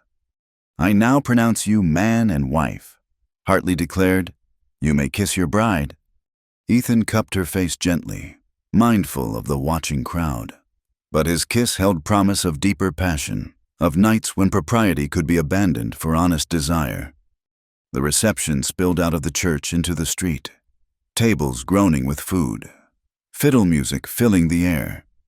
Clara danced with her new husband, aware of his still healing shoulder but reveling in his nearness. Happy, he murmured against her ear. Completely. Even though you're now tied to a scarred ex-soldier with more past than prospects. She pulled back to meet his eyes. I'm tied to the man who stood for me when no one else would, who trusted me with his pain, who makes me feel brave and beautiful and more myself than I've ever been. She smiled. So yes, Ethan Crowley, I'm happy. He spun her carefully, earning applause from the watchers. When he pulled her close again, his expression had gone serious. I love you, Clara Crowley. Hearing her new name sent warmth through her chest. And I love you. Now stop worrying and dance with your wife. As the night deepened and the celebration continued, Clara caught sight of Rebecca dancing with a young surveyor from Morrison's office, both of them laughing. Tom and the Vasquez brothers were engaged in what appeared to be a serious drinking competition. Even stern Mrs. Patterson was smiling, watching the festivities with approval. My father would have loved this, Clara said softly. Seeing the town come together, seeing people choose community over division. He raised you well. Ethan replied, to stand for what's right, even when it costs everything. We both paid prices for our stands, Clara said, but look what we gained. He followed her gaze over the celebrating crowd, the new house rising behind the church, the life they were building from ashes and determination. Worth every scar, he agreed, as if summoned by the words. A cool breeze swept through the gathering, setting lanterns swaying and carrying the scent of sage and possibility. Somewhere in the darkness, coyotes sang their wild song, reminder that civilization's hold on this land remained tenuous. But tonight, in this moment, love had conquered fear, community had overcome division, and two wounded souls had found healing in each other's arms. Tomorrow would bring new challenges. The territory remained dangerous, filled with men who preferred Pike's methods to Morrison's law. Building a life here would take constant vigilance and unwavering courage. But tonight, Clara Crowley danced with her husband under stars that blessed their union. surrounded by friends who'd chosen loyalty over convenience. And she knew with bone-deep certainty that whatever came next, they would face it as they'd faced everything else. Together. The first warning came at dawn, 3 months after the wedding. Clara woke to find Ethan already dressed, staring out the bedroom window with the rigid posture that meant trouble. "What is it?" She wrapped a shawl around her nightgown and joined him. "Riders, coming slow from the south." He checked his Colt, movements automatic.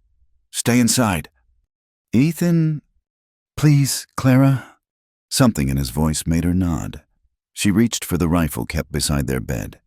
He'd taught her to shoot properly during their first weeks of marriage, insisting she know how to defend herself. From the window, she watched him walk out to meet the riders. 3 men, travel-worn and hard-eyed, the one in the center dismounted, keeping his hands visible but ready, even from a distance. Clara could see the tension in both men's shoulders. They talked for several minutes, too low for her to hear. Then the stranger handed Ethan something, a letter, perhaps remounted, and rode away with his companions. Ethan stood motionless long after they disappeared, whatever he held clenched in his fist. "Who were they?" Clara asked when he returned. "Ghosts." He set the paper on the table. "Pike's dead, but his reach was longer than we knew. That was Carson, one of his lieutenants, the kind who'd sell his mother for the right price." "What did he want?" "To deliver a message." Ethan's jaw worked. "From whoever had Pike killed. They're coming. Clara, not today, maybe not tomorrow, but soon." She unfolded the paper, reading the elegant script. "Mr. Crowley, your testimony died with Pike, but loose ends remain. You have something that belongs to us. Return it, and perhaps your lovely wife need not suffer for your stubbornness. You have 1 week to remember where your loyalties should lie." "What are they talking about? What do you have?" "Nothing. I don't—" He stopped, understanding dawning in his eyes. "The gold. They think I know where Pike hid the rest of the stolen payroll." "Do you?" "No, but they won't believe that." He pulled her close. "We need to leave. Tonight. I'll send you to San Francisco. Or back east." "Stop." She pressed her fingers to his lips. "We've had this discussion. I'm not running, and neither are you. Clara, these aren't local thugs. These are professionals, probably connected to powers in Washington or the railroad companies. The kind of men who burned my first home, who tried to destroy everything we've built." She stepped back, chin raised. "I've faced them before." "Not like this." His voice went rough. "Clara, I can't lose you, not when I've just learned what living really means." She softened, cupping his face. "Then we'd better make sure you don't. We have a week. Let's use it." That afternoon found them at the newly rebuilt boarding house, which Clara had been running with moderate success. Rebecca looked up from the ledgers as they entered. "You have that look," she said. "The one that means trouble's coming." They explained quickly. Rebecca's face paled, but her voice stayed steady. "What do you need?" "Information." Ethan said, "These men think I have access to gold that Pike hid, if we could find it first." "Use it as leverage," Rebecca finished. "I'll wire Morrison. See what the federal investigation turned up. And there's a man boarding here. Pinkerton detective. He's been asking subtle questions about Pike's operations." "Pinkerton." Ethan's eyes narrowed. "Working for who?" "He hasn't said, but he pays in government vouchers." Rebecca pulled out the guest register. "Mr. William Harper, room 3, arrived 2 weeks ago." Clara and Ethan exchanged glances. Government men asking about Pike just as mysterious threats arrived. Too convenient for coincidence.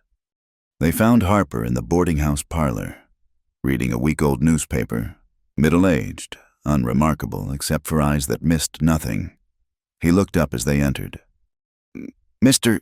and Mrs. Crowley, I wondered when we'd speak." "You know who we are," Ethan stated, Everyone knows who you are. The couple who brought down Samuel Pike. Harper folded his newspaper precisely. Though brought down might be generous, someone saved the government the cost of a trial. What do you want? Clara asked directly. Harper smiled. Straight to business. I admire that. Very well. I'm investigating the theft of Army payroll gold. Specifically 3 shipments that went missing in 1864. Pike was involved, but he wasn't working alone. We know that, Ethan said. Do you know Senator Marcus Whitfield was his primary contact, or that Colonel James Harrison, now Territorial Governor of New Mexico, provided the intelligence that led to your unit's ambush? The room went very quiet. Clara felt Ethan's hand find hers, gripping tight. You have proof? Ethan's voice came out strangled. Pike kept records, hidden but not destroyed. Insurance against his partners. We've recovered portions, but the key evidence, and likely the remaining gold, is still missing. Harper leaned forward. I believe you might know where to find it. Mr. Crowley. I don't? Perhaps not consciously, but Pike chose you specifically for that final mission. 23 men died, but you survived. That wasn't chance. Are you suggesting? Clara's voice rose with indignation. I'm suggesting Pike was more complex than a simple thief. He kept trophies, played games, leaving the one honest man alive to carry the guilt that sounds exactly like him. Harper stood. Think, Mr. Crowley, was there anything unusual about that day, any detail that seemed unimportant then but might matter now? Ethan was already lost in memory, his eyes distant. Clara squeezed his hand, anchoring him to the present. The chapel, he said suddenly. Before the ambush, Pike insisted we stop at an abandoned mission. Said he wanted to pray, which was strange because Pike never struck me as religious. He went in alone, came out 15 minutes later. Where was this mission? San Rafael, about 40 miles south of here, but it's been abandoned for decades. Not anymore, Harper smiled grimly. That's where we'll find what we're looking for. The next dawn found them riding south. Ethan, Clara, Harper, and Tom Brennan, who'd insisted on coming when he heard the plan. Rebecca stayed behind to maintain appearances and coordinate with Morrison. The mission San Rafael squatted against red cliffs like a broken tooth, its adobe walls crumbling but still standing. As they approached, Ethan tensed. Someone's been here recently. He pointed to fresh horse tracks, the remains of a campfire. Your friends work fast, Harper observed. We'd better. Gunfire erupted from the mission ruins. They scattered, finding cover behind scattered boulders as bullets whined overhead.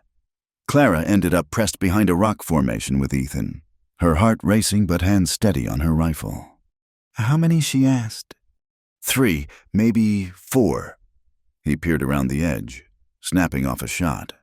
Professional positions. They were waiting. Carson sold us out, Tom called from his position. Should have seen that coming. More gunfire. Then a voice Clara recognized with a chill. Carson himself, Crowley. No need for bloodshed. Just tell us where the gold is, and we all walk away rich. I don't know, Ethan shouted back. Pike thought differently. Said you were too smart not to figure it out eventually. A pause. Your wife's a pretty woman. Shame if something happened to her. Clara felt rather than saw Ethan's control snap. He started to rise, ready to charge their position, but she grabbed his arm. That's what he wants, you dead and me vulnerable. She met his wild eyes. Think, use that intelligence Pike mentioned. Where would he hide something in a mission? Ethan forced himself to focus.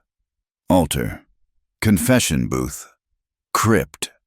His eyes widened. The bell tower. Pike made a joke about ascending to heaven. I thought he meant prayer, but... The bell tower. Clara nodded. How do we get there? Harper's voice carried from his cover. I'll draw their fire. Tom, work left. You two circle right. Go! What followed was chaos. Harper emerged, firing rapidly, while Tom moved through the rocks like a much younger man. Clara and Ethan sprinted for the mission's side entrance, bullets kicking up dust at their heels. Inside, the mission was a maze of fallen timbers and crumbling walls. Sunlight streamed through gaps in the roof, illuminating dust motes and decay. The bell tower stairs were partially collapsed but navigable. "Careful," Ethan warned, testing each step. They climbed slowly, the sounds of gunfire echoing outside. At the top, the bell still hung, bronze green with verdigris, but it was what lay beneath that caught their attention. A metal box, military issue, wedged behind the bell mechanism. "That's it?" Clara asked. Ethan pried it free, surprised by its weight.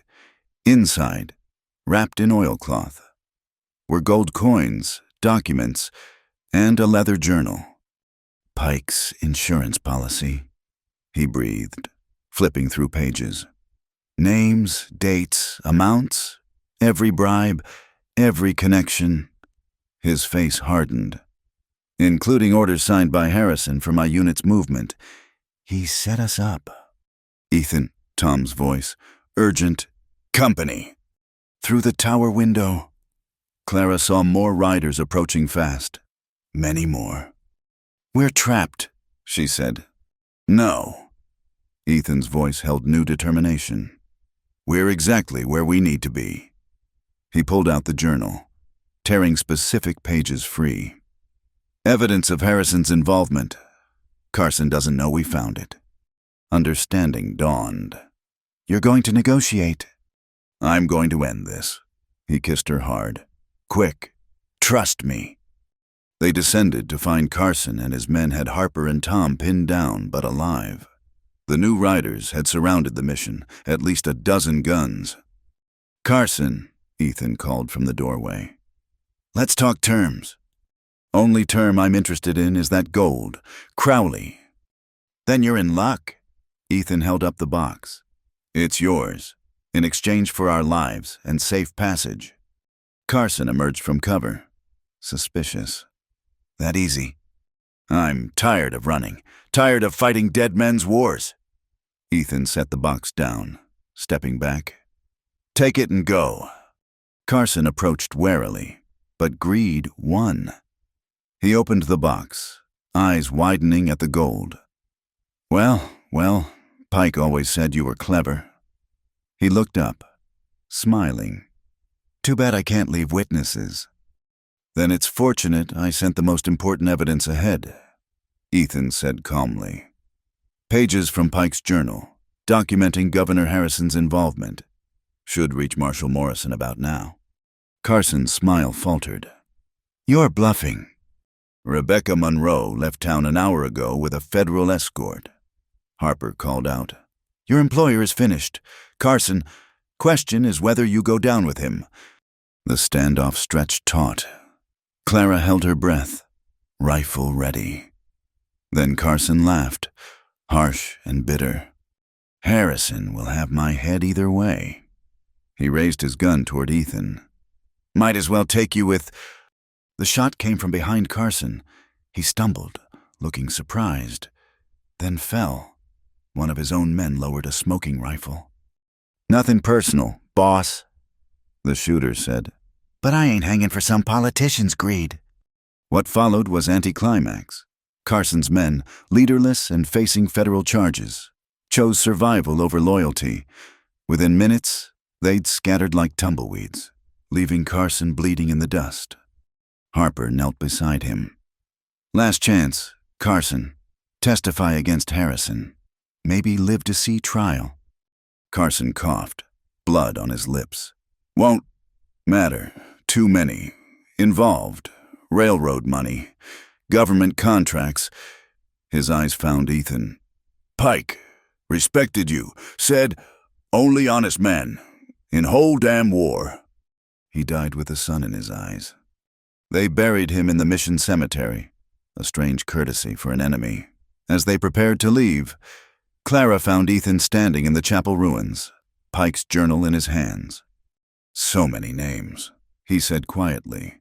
So much corruption. 23 boys died for this. Now their families will know why. Clara reminded him. Justice, finally. Is it Harrison will lawyer up? Claim ignorance. Some of these others are too powerful to touch. He looked at her. It's not over. Clara, may never be. I know. She took the journal, tucking it safe. But we've done what we can. The rest is for the law to handle. And us. She smiled, linking her arm through his. We go home, run our ranch and boarding house, live the life those 23 boys couldn't. She rose on her toes to kiss his cheek. That's the best memorial we can give them.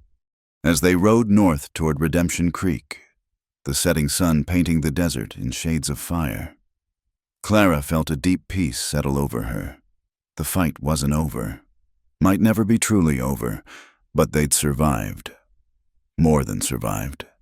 They'd found each other.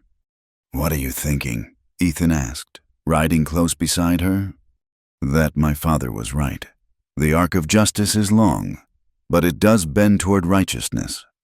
She looked at him. This man who'd walked through fire and emerged scarred but whole. And that, I love you, Ethan Crowley. His smile, rare, genuine, meant only for her was answer enough.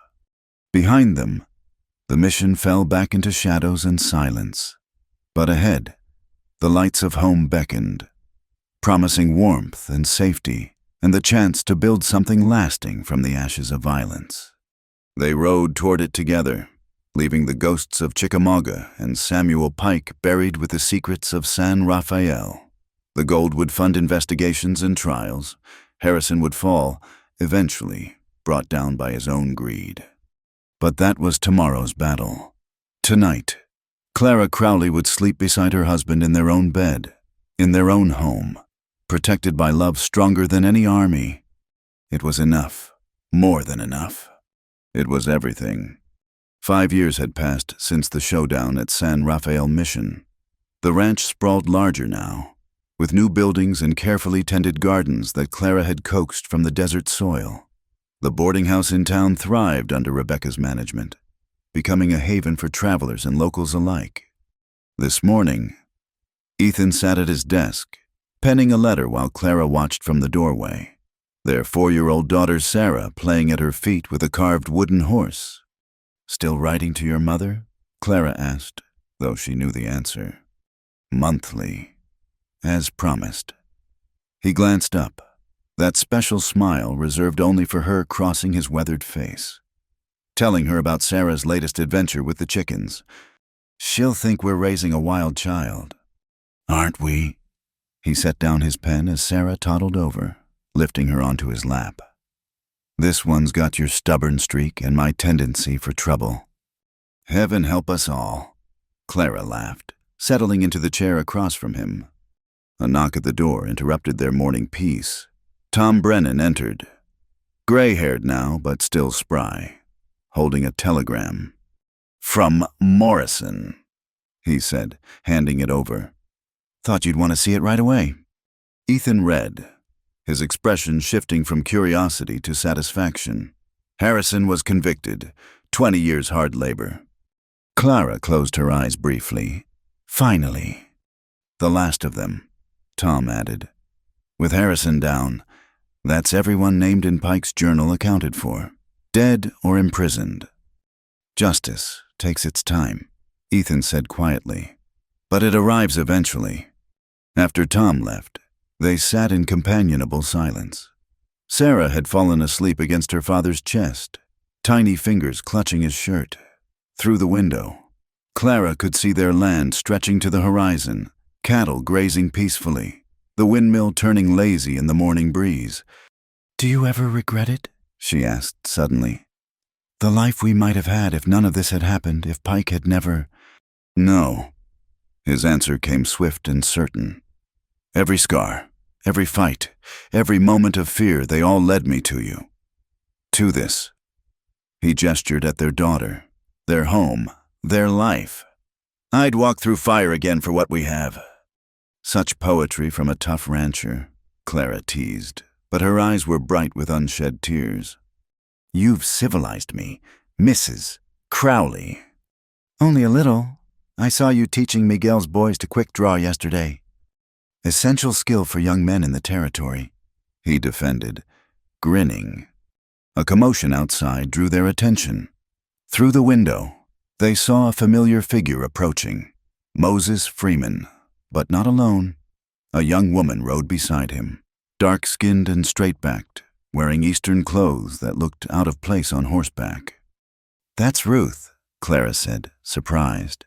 "The school teacher from Tucson he's been writing to." They went out to greet the arrivals, Sarah waking enough to wave sleepily at Uncle Moses. "Ethan, Clara," Moses dismounted, helping Ruth down with careful courtesy. "I'd like you to meet Miss Ruth Washington.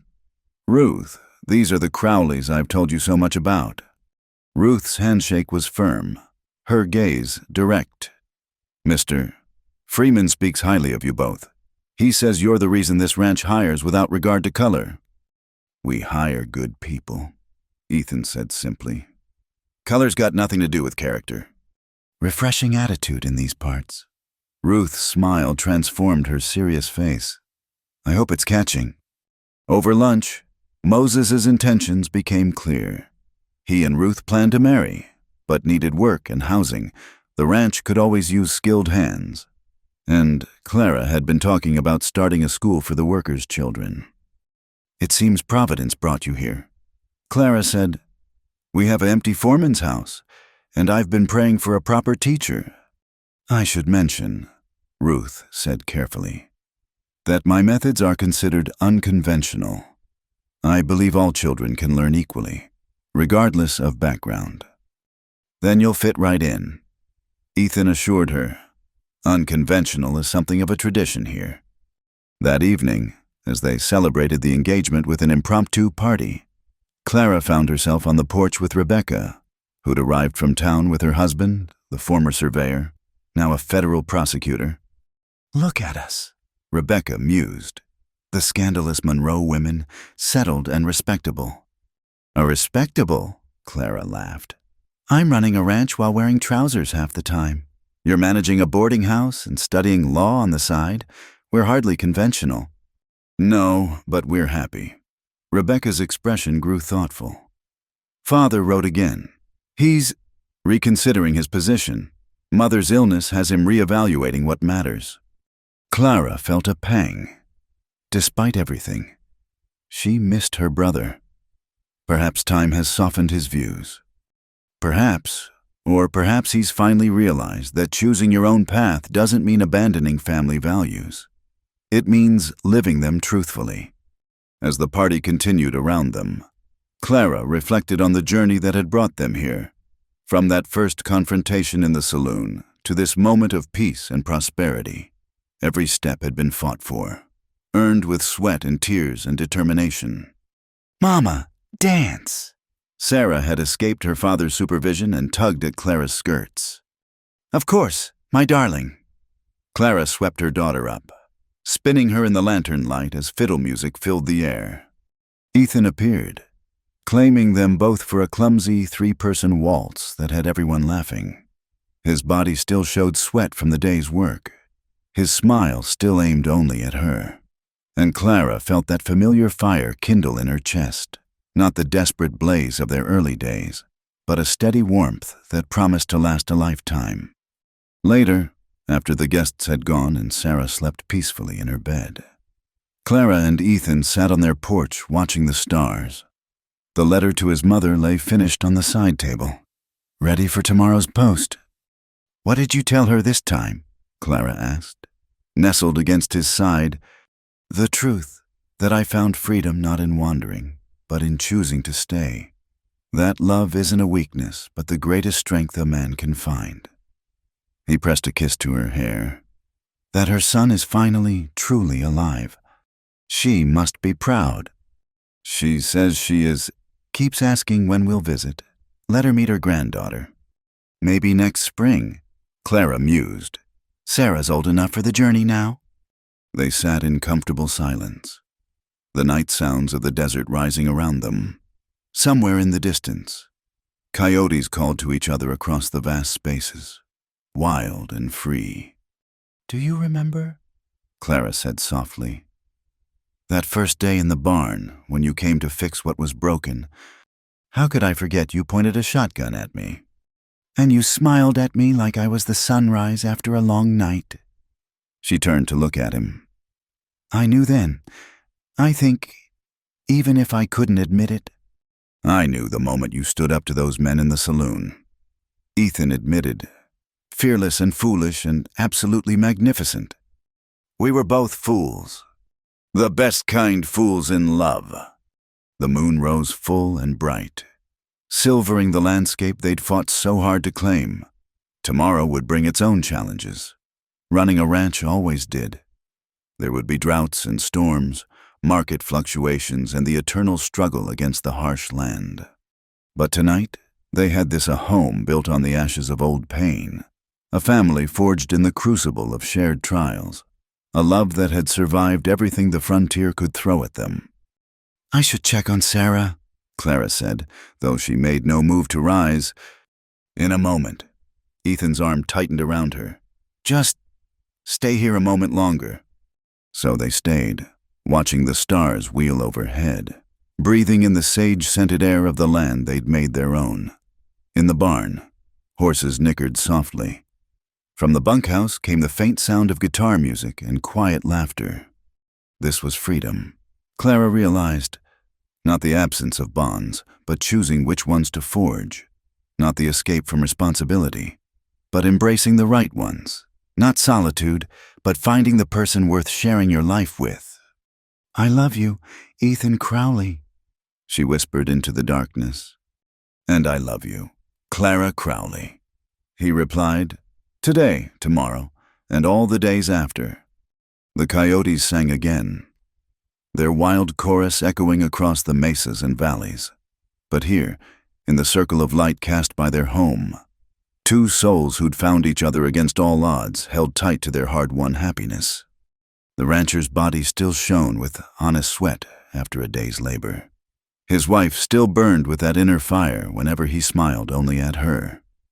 And in that simple truth lay a love story as vast and enduring as the western sky itself. Some freedoms they'd learned were worth fighting for. Others were worth surrendering to. And the wisdom to know the difference, that was the greatest freedom of all.